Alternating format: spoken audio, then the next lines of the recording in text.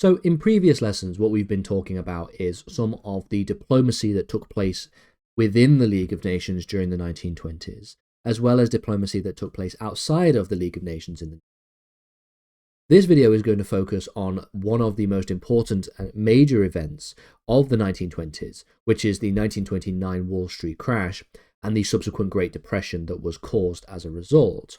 This takes us from 1929 into the 1930s, and it also provides us with the final three lessons in this second topic, which concerns firstly the Great Depression, this video specifically, and then some of the major failures of the League of Nations with the Manchurian crisis and the Abyssinian crises, respectively. And then from there, we will move on to topic number 3, which talks about the rise of Hitler to power and the Third Reich and the establishment of the origins of the Second World War, essentially. So, fundamentally, the sharp contraction in international lending, the lending of finances, takes place as the result of the 1929 US stock market crash. It triggers a steep drop in international financing. This is very problematic because countries like Germany relied very heavily on US loans, but following the crash, American capital becomes increasingly more and more scarce. Just as a bit of an illustration, an example for you, foreign capital flows from the United States to European countries went from around $530 million a year to just $119 million by late 1929. German loans specifically fell from 200 million to only 29 million annually during and as a result of the 1929 Wall Street crash. The Wall Street crash is only one of these events, though. We see also a global credit freeze. Austria's Kreditanstalt, which is the sort of credit institution, then collapses in 1931. And when this collapses, it triggers a chain reaction across the global economy. Germany and Austria suspended the gold standard and began to impose what were known as exchange controls, which signaled a deepening of financial instability, essentially. But then, more importantly for our purposes, is less the economic aspects and the sort of international finance, but more the political fallout. The US under President Hoover proposed a one-year moratorium on intergovernmental debts in 1931. This is essentially an emergency measure that was, firstly, despite being intended to stabilize finances, it actually had a worsening effect because it heightened diplomatic friction and it represented a unilateral US policy decision that had a major impact across the entire world. The impact that this kind of decision had on international relations was the fact that it eroded trust among nations and it deepened economic nationalist sentiment and weakened the framework for cooperative diplomacy. And things wouldn't get much better because what follows from the Wall Street crash is the Great Depression, and the Great Depression instituted a number of major protectionist policies. So protectionism is essentially this idea that countries implement measures to try and protect their domestic production of particular goods and services, for example, even if it is less efficient, even if it is more efficient to trade and have free trade and import those goods and services and export different goods and services, having certain tariffs on different countries incentivizes your domestic people, your people who are living in your country, to buy domestic products. So essentially a tariff, you might have been hearing a lot about tariffs in the news recently, but a tariff is essentially a tax on imports. So if, for example, if we import apples, let's say, into the United Kingdom, and there is a tariff on it, that means there is a tax on the import, which means that the imported apples are more expensive on average than the apples that we make at home domestically, because there is no tariff on the ones that are made domestically. They're just tariffs on the ones that are imported. Now, what this does is it incentivizes people living in that country to buy domestically, to buy things that come from that country rather than importing them in.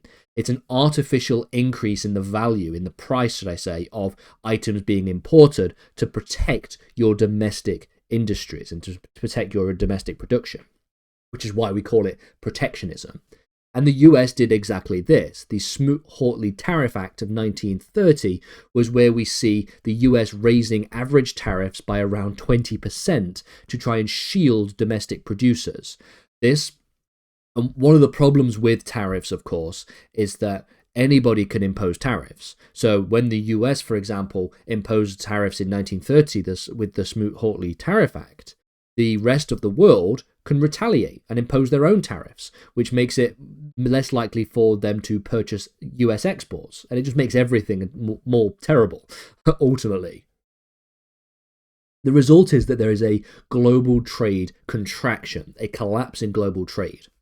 Roughly 66 to 70% of global trade contracted between 1929 and 1934. US-European trade volumes declined by some 2/3 between 1929 and 1932, and there is a widespread retaliation from other parts of the world.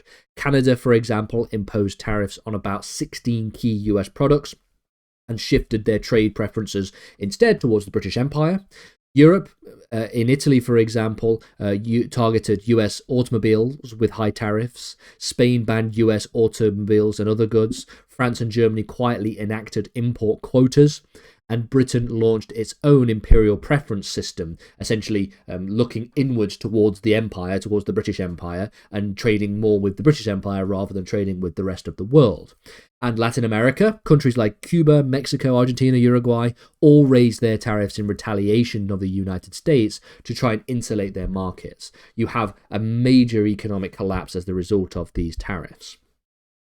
For the United States specifically, there are domestic consequences as well. US exports begins to collapse.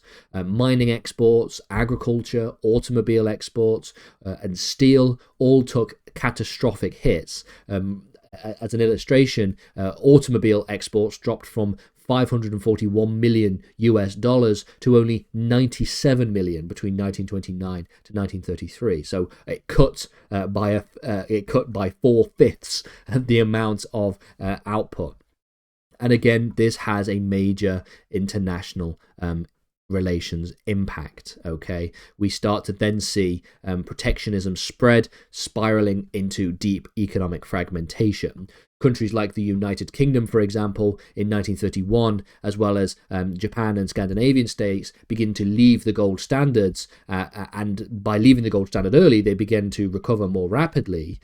Others, known as the gold bloc, countries like, for example, France, Belgium, and Italy, held on to the gold standards for as long as they possibly could and only abandoned it in 1935 and 1936.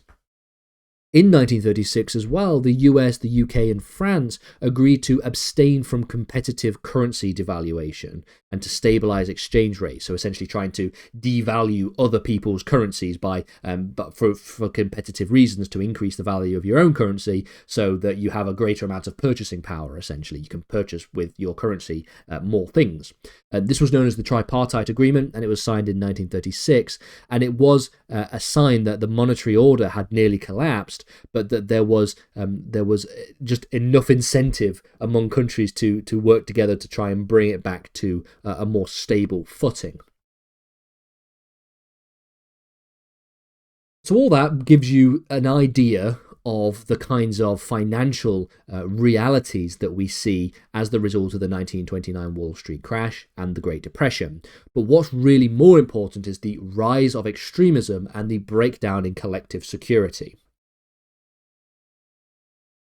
Almost immediately after the Wall Street crash and going into the Great Depression, do we see destabilization in countries that are already very much weakened by economic catastrophe themselves. So Germany, for example, fuels the collapse in extremism. The collapse in the currencies and the collapse in the economy gives rise to extremist regimes. This crisis shattered the Weimar Republic, and it begins to pave the way for Hitler's ascension in 1933. In Italy, Mussolini's fascist path gained appeal amid broader European economic malaise, while Stalin accelerated his industrialization in the USSR under the guise of this idea of sort of communist resilience to the sort of collapse of the capitalist economy. The League of Nations failed to intervene effectively in any crisis of an economic nature during the Wall Street crash, but also in a number of crises of the 1930s, which begins to erode trust in this idea of collective security.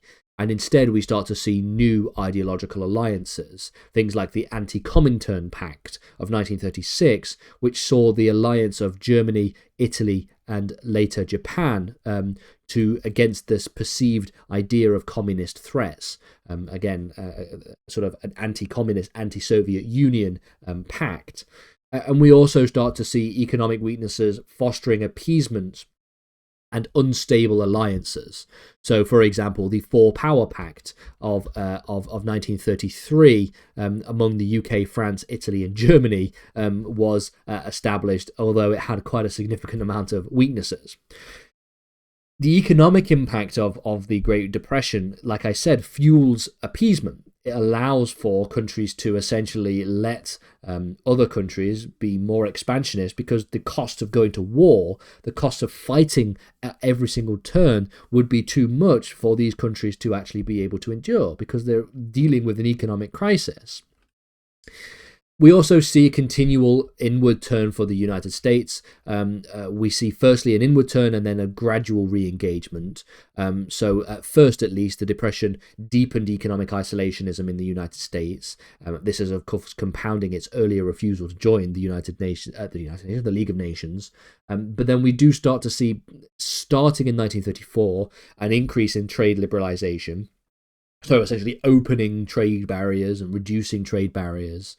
Things like the Reciprocal Trade Agreements Act, the RTAA, in 1934, which enabled the US president to negotiate tariff reductions on a sort of bilateral basis with one other country, so bilaterally, which obviously lays the groundwork for some of the more modern trading systems that we have today, but that is beyond the scope of GCSE history, and so you'll have to go and study a law degree to get more information on that.